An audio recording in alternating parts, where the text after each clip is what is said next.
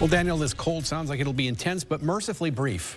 Yeah, just a couple days, but we do have probably double cuddle alerts for tonight, Saturday night, because it's definitely going to be very cold.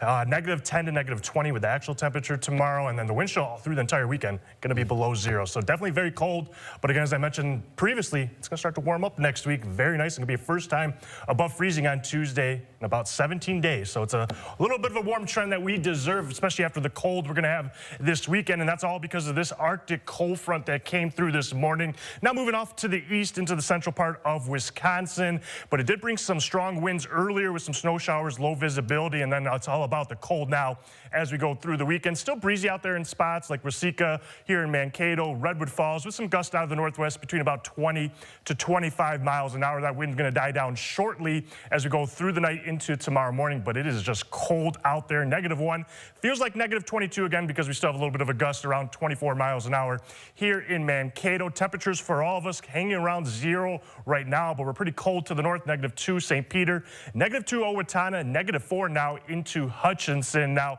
with that wind out there still breezy, all of us feeling between about -13 to -24 into St. Peter, -22 right now it feels like into Owatonna. And I was pumping some gas earlier out there without my hats and gloves, and I wanted to cry after about 2 minutes. It's just that cold. Going to be brutally cold all weekend. A little bit of snow tomorrow, just light flurries, snow showers possible. Most is staying to the south and southwest. The wind going to switch to the south, though, as we go into Sunday night. It is going to get windy, but that's going to allow us to warm up pretty nicely as we go into early next week, especially by Tuesday and Wednesday. We're going to have high temperatures near 40. Now, as you get into tomorrow morning, 5, 6 o'clock, we could have some light flurries around, maybe a couple little light snow showers. Most of that heavy stuff staying near Worthington, Fairmont, and then south of I-90. A couple flurries through about 10, 11 o'clock in the morning. No accumulations, maybe of a ½ inch possible into Worthington and Fairmont. Then we clear those clouds out. We will see the sun by tomorrow afternoon and Sunday, but it's still going to be very cold, and we do have cold weather advisories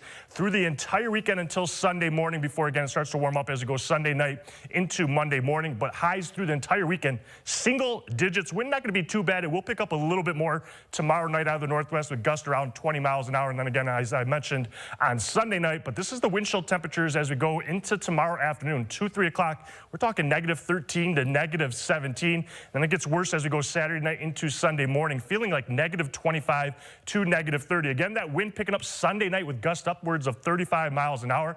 But that's going to warm us up by Tuesday. We're talking highs near 40. And check out just to the south-southwest, we're talking 50s and 60s as we go into Tuesday. And this trend looks likely as we go through Friday, December 26th. Warmer temperatures throughout the entire country as those colder air moves back north into Canada. And quite frankly, it probably could stay there for a while after the cold we've been having. Starting to warm up Monday with that south wind. Breezy through the week, but that allows for those temperatures to warm up, especially Tuesday and Wednesday. Sports Extra after the break.